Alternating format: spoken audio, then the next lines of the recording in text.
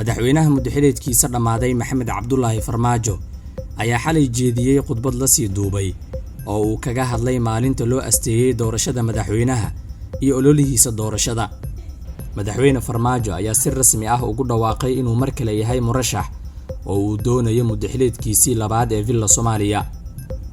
Khudbadda madaxweynaha oo socotay ku dhawaad 4 daqiiqo ayuu isku amaanay.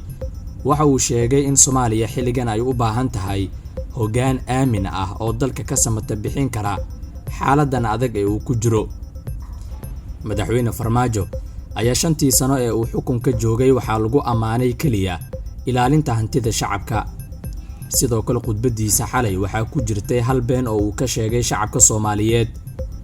Madaxweynaha muddaxileedkiisa dhamaaday Maxamed Cabdullaahi Farmaajo ayaa sheegay in shacabka ay ka codsadeen in mar kale uu isku soo sharaxo xilka madaxweynaha Soomaaliya, taasi oo ka dhigan in shacabku u riyaaqeen hab xukunkiisa 5 sano ee la soo dhaafay.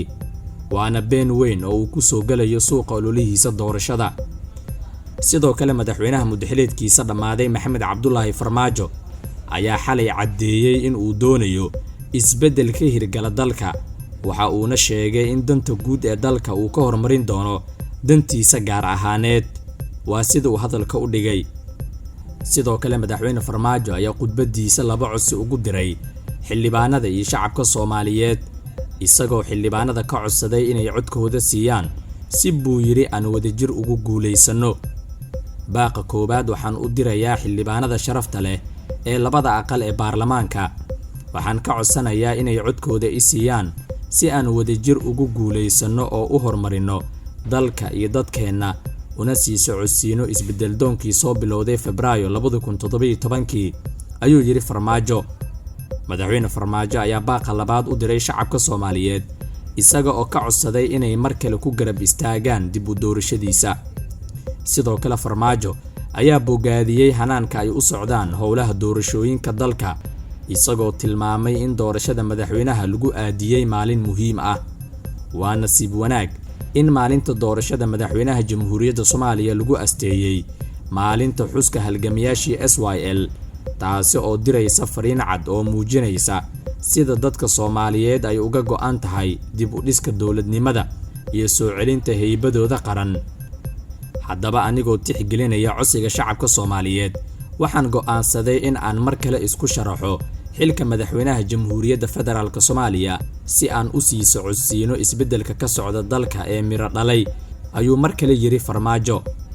dhinaca kale, kooxda ololaha doorashada madaxweyne Farmaajo ayaa si xowli ah baraha bulshada ku soo galay 24 saac ee la soo dhaafay. hase yeeshee ma aysan adeegsanaynin baraha bulshada ee Villa Soomaaliya, waxayna ka doorbideen kuwa gaar ah.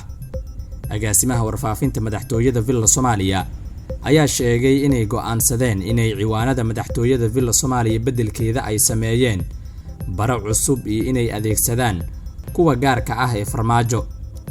agaasimaha ayaa sheegay in maadaama barahaasi ay yihiin kuwa dawladeed ay ka doorbideen kuwa ayaga u gaar ah, taasi oo durba ay bilaabeen.